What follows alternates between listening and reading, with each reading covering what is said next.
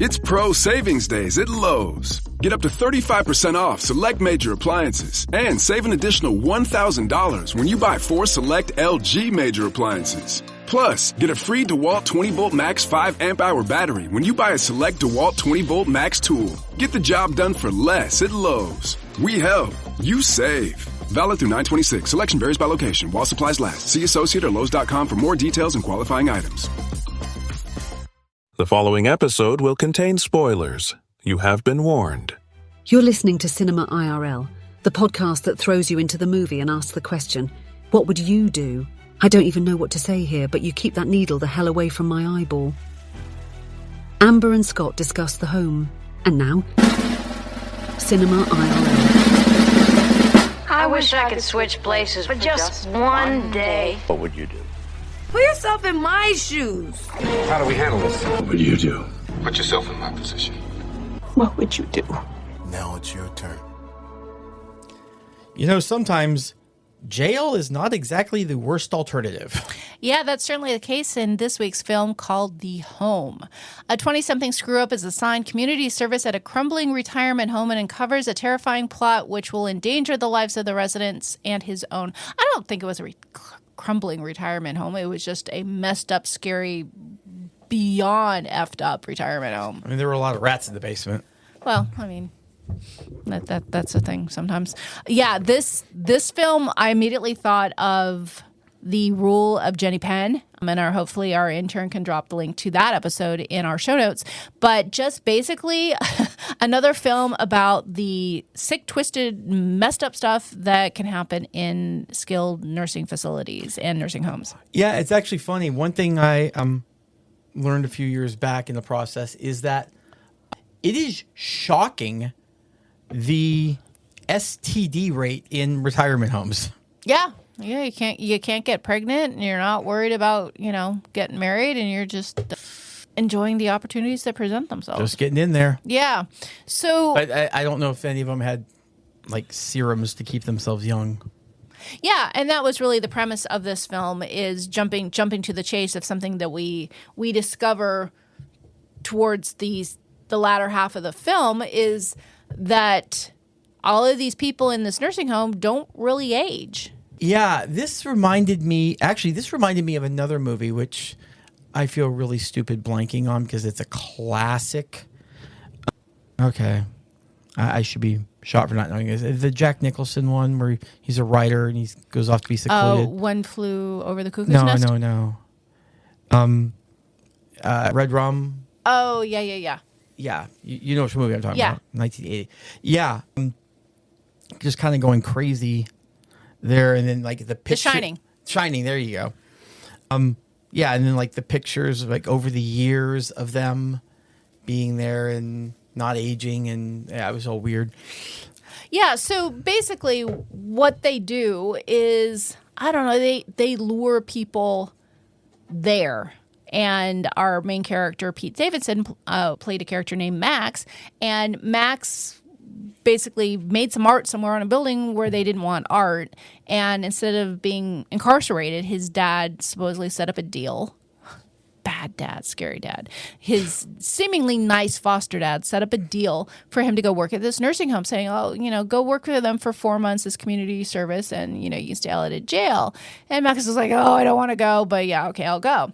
So he goes, and long story short, he quickly realizes that something's not right. And what the not right thing is, as we ultimately learn, is that other people before him, including his foster brother who disappeared many years, 10 years or so earlier, are invited there. And then, I don't know, there's some sort of pituitary gland or something in your eye where they suck out something behind the right eye. Yeah, that they suck out this venom, serum, whatever, something liquid behind your eye, and it keeps them at their current age from getting older. And they're retirement home age. It's not like they're youngsters, but it keeps them from getting older. And so someone who might look 80 might actually be 120. And it turns out his foster parents are actually in on this deal. And the people who have had their eye liquid harvested are hidden up on the 4th floor where they're just comatose and their eyes are bleeding, and they are just like living test subjects that are frequently used to extract eye liquids. Yeah, it seems like they get their eyes pierced on the regular. Yeah. So Max uncovers what's going on, and he fights back. Yeah, once he fight back, that is putting it so lightly. Like, you couldn't have understated that more. Yeah. Speaking of The Shining, he picks up not one, but 2 hatchets. And he just goes to freaking town on anyone that is not on the 4th floor. Yeah, that was a surprise. That was not the ending I expected, but it was effective. So good job, Max. So let's dig into some what would you do's. Yeah.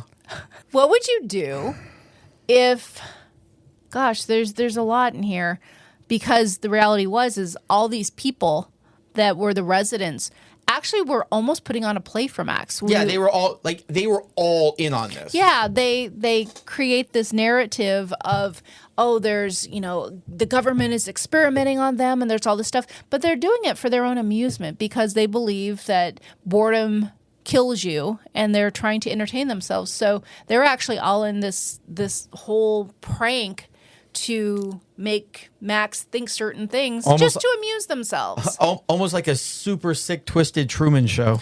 Yeah. So you have one of the residents there who actually takes a liking to Max and tries to warn him, like, there's something not right here. It's not what it appears. And she ultimately, I don't know, the next day decides to kill herself and gets impaled by a steel fence, which obviously... How does she get to a place that she can fall on that fence? Yeah. Because she was killed and drug up and thrown off the roof, obviously. Oh, you think she was killed before she was thrown off the roof? Yeah. Oh. There was no screaming. I guess. So what would you do if you were in on this and you saw someone sucked in that was going to be another victim in this very bizarre, twisted plot? Would you warn them like she did?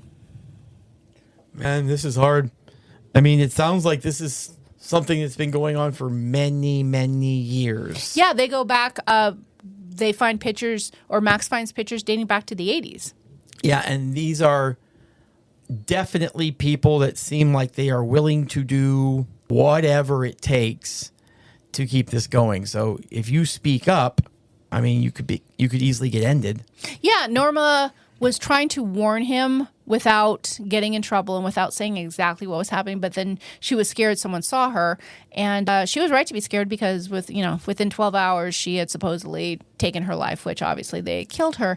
I mean, would you, if you were in any sort of situation where there was something going on and someone you really liked somehow just bumbled into the situation, would you try and warn them like Norma did?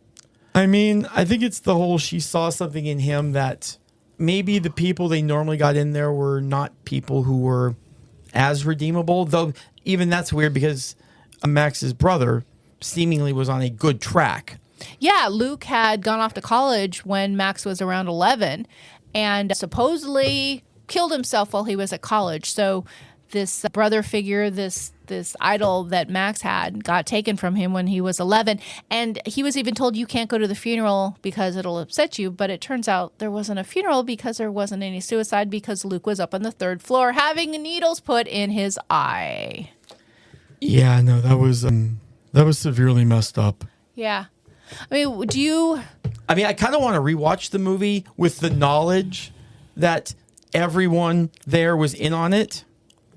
Like everything, because I was sitting there thinking about like plot holes, like the thing in the back of their neck. Well, it was nothing. It didn't have to be anything. It was a complete red herring just for Max. Yeah, it was just them playing. They had basically performed this play, every so often to be able to get subjects to extract and keep their youth intact.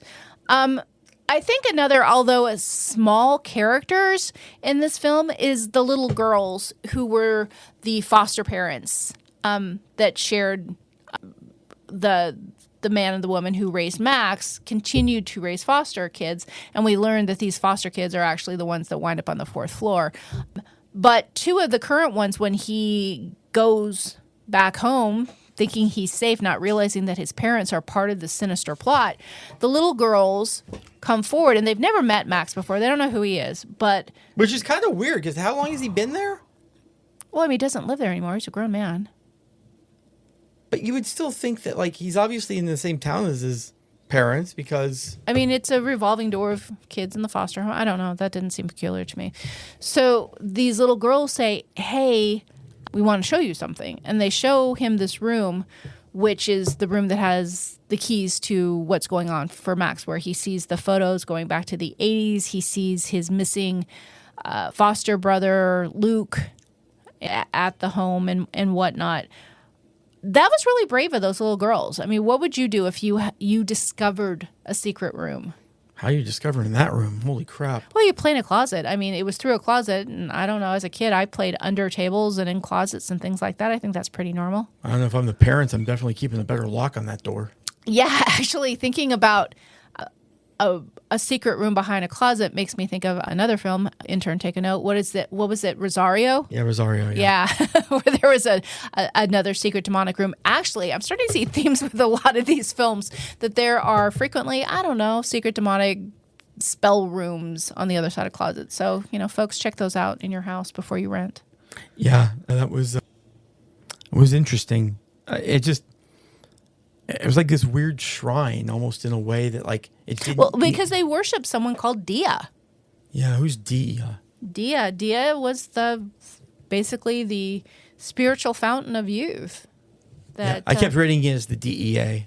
Yeah, I was expecting there to be a DEA connection there as well. So what would you do if you were Max and you thought something was up and you got some cameras to hide around to try and get some extra intel, and then all of a sudden on your webcam you are invited to join a chat from Faceless Fantasies, and Faceless Fantasies, there's a woman in there and it pops up and it looks like it's some sort of sex room or something like that, but she has some sort of obscured, messed up, squiggly, incoherent face because it's Faceless Fantasies. I don't know. That was creepy to me. What would I do? I would have closed that tab super fast. Yeah, I'm not sure that there's any fantasy to that faceless part. Yeah, and that was all part of the ruse. Yeah, I mean, I'm doing what I got to do there, and I'm getting the hell out. Well, another what would you do is looking at Luke. So Luke is the older foster kid that supposedly committed suicide that didn't, and he's up on the 4th floor. And even in his impaired state where, they're old, they are functioning at barely existing, just sitting in place. I assumed it was a dementia ward at first. Yeah. Because, that's kind of what a dementia ward is. Well, sadly, a dementia ward is a lot louder than that. That was really quiet. Dementia wards can be certainly with a lot of people screaming and yelling and can be very chaotic feeling. But that was a room where everyone just sat exactly where their wheelchair was parked. And they sat there with very old looking and lots of blood and droopy heads and drooling and just existing. But Luke, Max's older foster brother, who we now realize is alive and never did commit suicide, comes up with a plan, even in this impaired state, to extract the eye fluid, and I'm not remembering the exact name, forgive me, folks, from all of the other patients up on the 4th floor to give it to Max to bring him back because he was tapped into the night before and he was in a depleted state. So they gave it to him. He was still younger and... Yeah, because he just had it once, and these people have been tapped into repeatedly over years and years and years. Really, it basically turned him into like a super soldier. Yeah, he came out... Hatchets blazing for a complete and total bloodbath. Guys, if you've not seen this, when we say bloodbath, not quite the same as the substance, which was the bloodbath of all bloodbaths. Check our episode out on that, that was unreal. But this was definitely a Scarface level bloodbath. From a disgusting level, the substance definitely has it. But this was an insane bloodbath. Like his face, his head was completely red. Not splattered or mostly. It was covered. So what would you do if you had been given kind of been tapped up from all of your new peers on the 4th floor to have come back from, taking that first step into being an old person, even though you're in your 20s, and you now had the faculties to take action? What would you do? Would you do what he did and just going through and killing everybody? No, because here's the problem.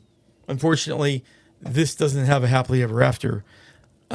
This guy is going to get branded as the nursing home killer.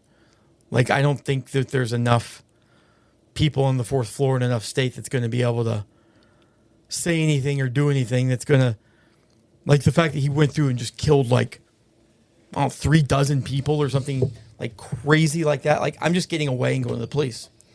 But Yeah. not the one where my dad is. Well, and that's the sad part, though, is you come to the police with, hey, people are being abducted, and then needles get stuck in their eyes, and then something gets extracted, and then these old people, that guy over there, he's really 123 years old. You sound like a whack job.